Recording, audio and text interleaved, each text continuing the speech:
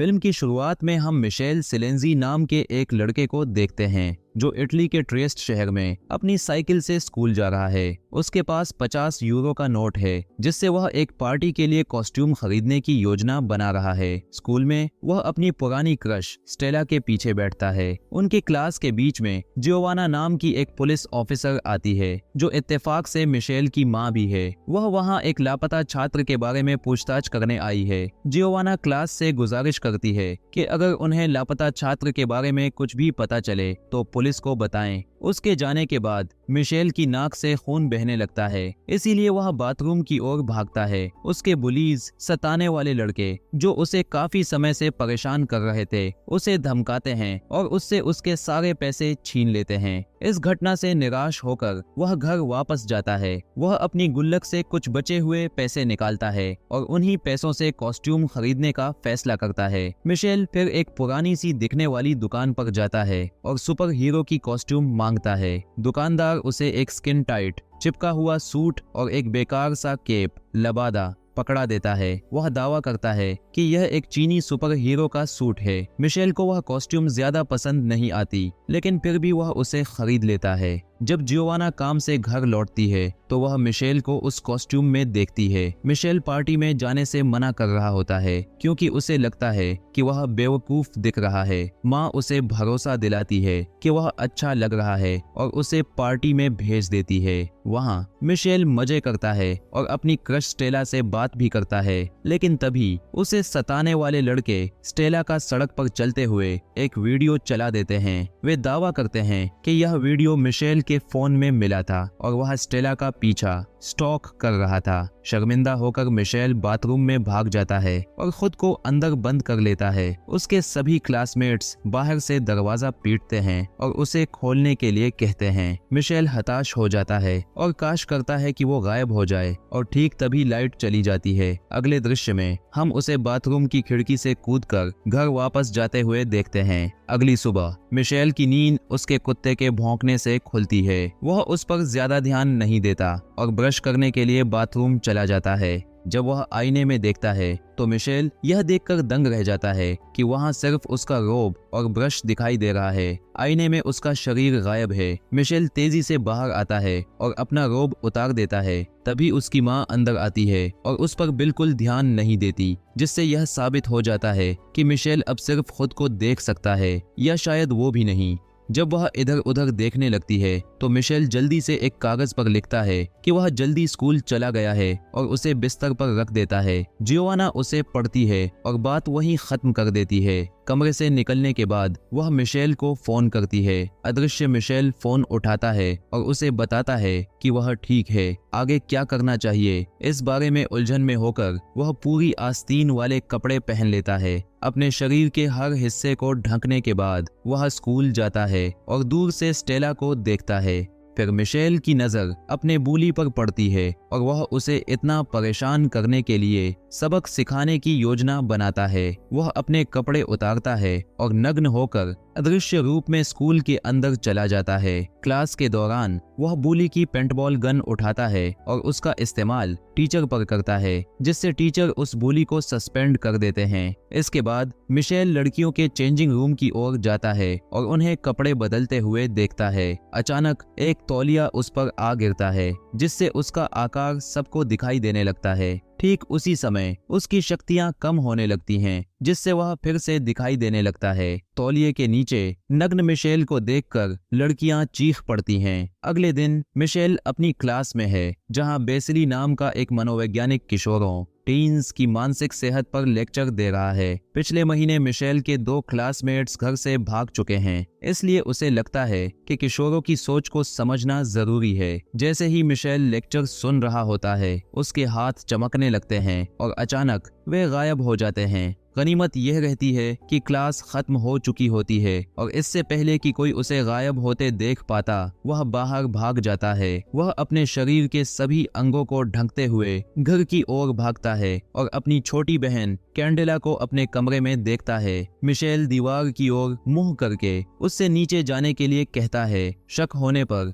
Candela दरवाजा खोलती और बंद करती है ताकि ऐसा लगे कि वह चली गई है। मिशेल चेक करने के लिए पीछे नहीं मुड़ता और अपने कपड़े उतारने लगता है। जब वह पीछे मुड़ता है तो कैंडेला अपने भाई को अदृश्य देखकर डर के मारे चिल्लाने लगती है। मिशेल अपनी बहन कैंडेला को शांत करता है और कहता है कि उसकी पोशाक ने उसे सुपर पावर दी है। उधर पुलिस स्टेशन में मनोचिकित्सक बेसिली जियोवाना के साथ लापता बच्चों की जांच कर रहा है। जियोवाना का मानना है कि बच्चे किडनैप हुए हैं, लेकिन बेसिली तर्क देता है कि वे बस बागी हो रहे हैं, जो इस उम्र में सामान्य है। जब जियोवाना घर लौटती है, मिशेल अभी भी गायब है। जियोवाना फोन पर किसी से बात करते हुए खुलासा करती है कि मिशेल को गोद लिया गया था। यह सुनकर हैरान और दुखी मिशेल घर से बाहर निकलकर पास के झूले पर चला जाता है। जब वह झूल रहा होता है, स्टेला वहां आती है और उसे लगता है कि मिशेल कोई भूत है। वह डरती नहीं है, बल्कि उससे दोस्ती करना चाहती है। मिशेल बात करने के लिए रेत पर एक स्माइली फेस, मुस्कुराता चेहरा बनाता है। दोनों फिर मिलने का फैसला करते हैं। स्टेला के जाने के बाद मिशेल देखता है कि पास खड़ा एक आदमी उसे घूर रहा है, जबकि वो अदृश्य है। वो आदमी छड़ी लेकर चला जाता है, जिससे पता चलता है कि वह अंधा है। रात में मिशेल स्टेला के घर जाता है। स्टेला अपने अदृश्य दोस्त से मिलकर बहुत खुश होती है। दोनों किस करते हैं, लेकिन तभी मिशेल की शक्तियां कम होने लगती हैं। इससे पहले कि स्टेला उसका चेहरा देख पाती, वह भाग जाता है। बाद में जब स्टेला अपनी जिम्नास्टिक क्लास में अकेली होती है तो उसकी पीठ पर एक सुई लगती है और वह बेहोश हो जाती है। दूसरी तरफ मिशेल ने स्टेला को यह बताने का फैसला किया है कि वही वो अदृश्य लड़का है। वह अपने कुत्ते के साथ उसकी क्लास की ओर जाता है। वहां पहुंचकर वह देखता है कि एक नकाबपोश आदमी स्टेला को ले जा रहा है। मिशेल उस पर हमला करता है और उसका कुत्ता आदमी के हाथ पर काट लेता है, लेकिन वह आदमी लड़की को लेकर भागने में कामयाब हो जाता है। बाद में पुलिस वहां पहुंचती है और समझ जाती है कि बच्चे घर से नहीं भागे थे, बल्कि उनका अपहरण हुआ है।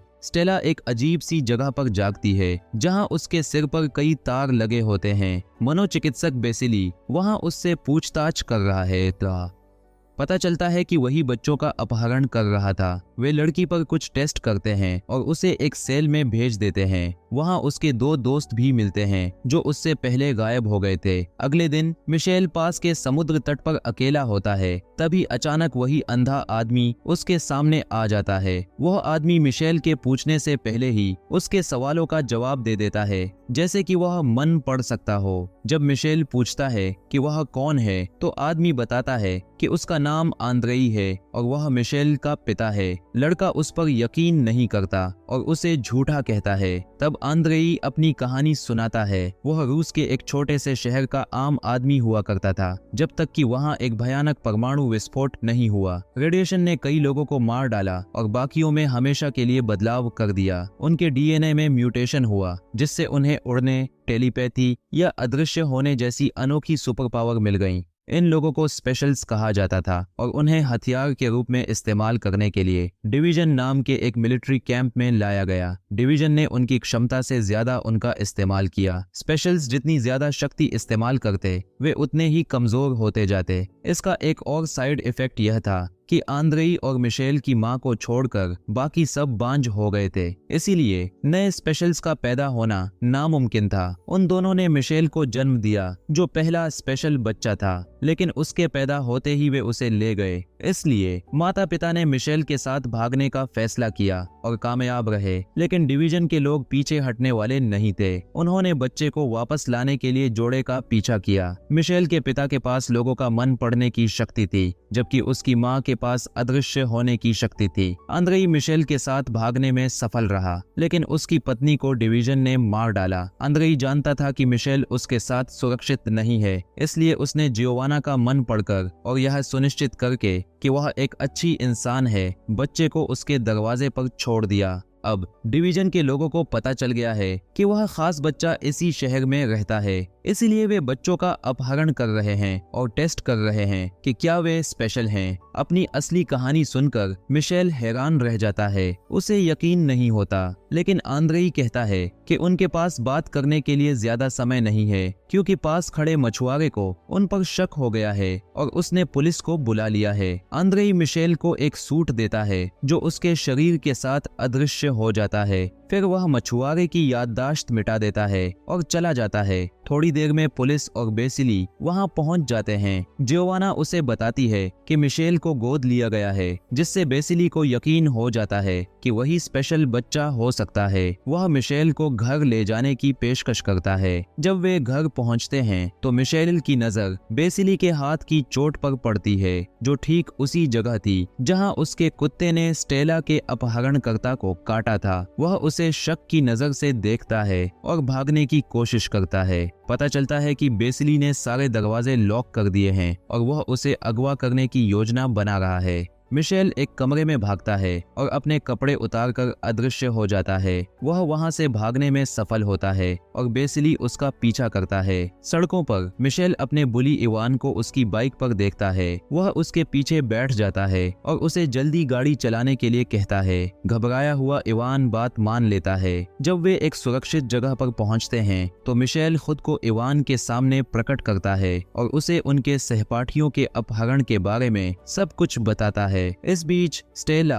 और उसके दोस्त छत पर वेंटिलेशन देखते हैं। वे एक दूसरे के ऊपर चढ़ते हैं और स्टेला बाहर निकलने में कामयाब हो जाती है। गार्ड्स से छिपते हुए वह एक टावर पर चढ़ती है और सर्च लाइट तक पहुंचती है, यह सोचकर कि उसका अदृश्य दोस्त उसे ढूंढ रहा होगा। वह लाइट पर एक स्माइली फेस बनाती है और उसे आसमान की तरफ चमका देती है। मिशेल उस स्माइली फेस को देखता है और समझ जाता है कि स्टेला उन्हें संकेत देने की कोशिश कर रही है। वह और इवान रोशनी का पीछा करते हैं, लेकिन जैसे ही वे वहां पहुंचते हैं स्टेला को गार्ड्स पकड़ लेते हैं। इवान अपनी पेंटबॉल गन का इस्तेमाल करके बिजली खराब कर देता है, जबकि अदृश्य होकर मिशेल अंदर चला जाता है। मिशेल देखता है कि बेसिली और उसके आदमी जियोवाना और आंद्रेई पर नजर रख रहे हैं, जो मिशेल को ढूंढने के लिए एक साथ मिल गए हैं। फिर वह और अंदर जाता है और एक गार्ड को बेहोश कर देता है। उसकी बंदूक का इस्तेमाल करके वह दूसरे गार्ड को धमकाता है और वह सेल खुलवाता है जिसमें स्टेला और बाकी सब फंसे हुए हैं। उन्हें बाहर निकालने और गार्ड्स को अंदर बंद करने के बाद मिशेल अपने दोस्तों के सामने प्रकट होता है, जिन्हें देखकर उनकी हैरानी का ठिकाना नहीं रहता। लड़के वहां से भागना चाहते हैं, लेकिन स्टेला जिद करती है कि उन्हें उस बूढ़े आदमी को बचाना चाहिए जिसे उसने दूसरे कमरे में बंद देखा था। वह और मिशेल उस आदमी को बचाने जाते हैं, लेकिन स्टेला उसे बचाने के बजाय विलियंस के पास ले जाती है और मिशेल पर बंदूक तान देती है। अचानक वह बेहोश होकर गिर पड़ती है और उसके पीछे खड़ा बूढ़ा आदमी बोलने लगता है। पता चलता है कि उसके पास माइंड कंट्रोल, मन को वश में करने की शक्ति है। वह बेसिली और स्टेला को नियंत्रित कर रहा था ताकि मिशेल को यहाँ लाया जा सके। फिर वह एक सबमरीन पनडुब्बी मंगवाता है और मिशेल व स्टेला को उसमें डाल देता है। वे लोग उन दोनों को समुद्र के अंदर ले जाते हैं। ठीक उसी समय आंद्रेई और जियोवाना उस जगह पहुंचते हैं और इवान से मिलते हैं। उस इमारत में कुछ ही सेकंड में धमाका होने वाला है। वे जल्दी से अंदर से दोनों अगवा किए गए बच्चों और बेसिली को बचाते हैं। आंद्रेई बेसिली का दिमाग पड़ता है और उसे समझ आता है कि कोई उसे नियंत्रित कर रहा था। वे जल्दी से इमारत से दूर चले जाते हैं, जो तुरंत धमाके के साथ टुकड़ों में बिखर जाती है। सबमरीन के अंदर मिशेल को अपनी टेलीकिनेसिस शक्ति, बिना छुए चीजों को हिलाने की शक्ति का पता चलता है और वह उस जगह को तहस नहस करना शुरू कर देता है। अपनी शक्तियों का उपयोग करके वह उन आदमियों को मारने और खुद को व स्टेला को बचाने में सफल हो जाता है। वे आखिरकार किनारे पर वापस आ जाते हैं, जहां बहुत से लोग उनका इंतजार कर रहे होते हैं। मिशेल अपनी शक्ति का प्रदर्शन करते हुए सबके सामने अदृश्य हो जाता है। आंद्रेई मिशेल से कहता है कि उन्हें सबकी याददाश्त मिटानी होगी, क्योंकि डिवीजन उन्हें फिर से ढूंढने आएगी। मिशेल बात मान लेता है और आखिरी बार स्टेला को किस करता है। आंद्रेई मिशेल से कहता है कि वह वापस आएगा और सबकी याददाश्त मिटाने के बाद चला जाता है। इसके बाद हर कोई अपनी सामान्य जिंदगी में वापस लौट आता है। दृश्य बदलकर रूस के किसी हिस्से में पहुंचता है। मिशेल की माँ, जिसे मरा हुआ मान लिया गया था, उस मुठभेड़ में सिर्फ घायल हुई थी। उसने उस वक्त डिवीजन को हरा दिया था और अब वह उस पर राज कर रही है। हकीकत में वही थी जिसने मिशेल को वापस लाने के लिए उन लोगों को भेजा था। वह महिला अब उन सभी सामान्य लोगों के खिलाफ है जो उन्हें अजीब नजरों से देखते हैं। अंत में एक गार्ड उसे सूचित करता है कि भले ही उन्होंने मिशेल को खो दिया है, लेकिन उन्होंने उसकी जुड़वां बहन नताशा को ढूंढ लिया है। अतीत की एक क्लिप दिखाती है कि उस दिन आंद्रेई 2 बच्चों को लेकर भागा था। फिल्म का अंत तब होता है जब गार्ड मिशेल की मां को बताता है कि नताशा मोरक्को में कहीं है, जो एक सीक्वल अगले भाग की ओर इशारा करता है।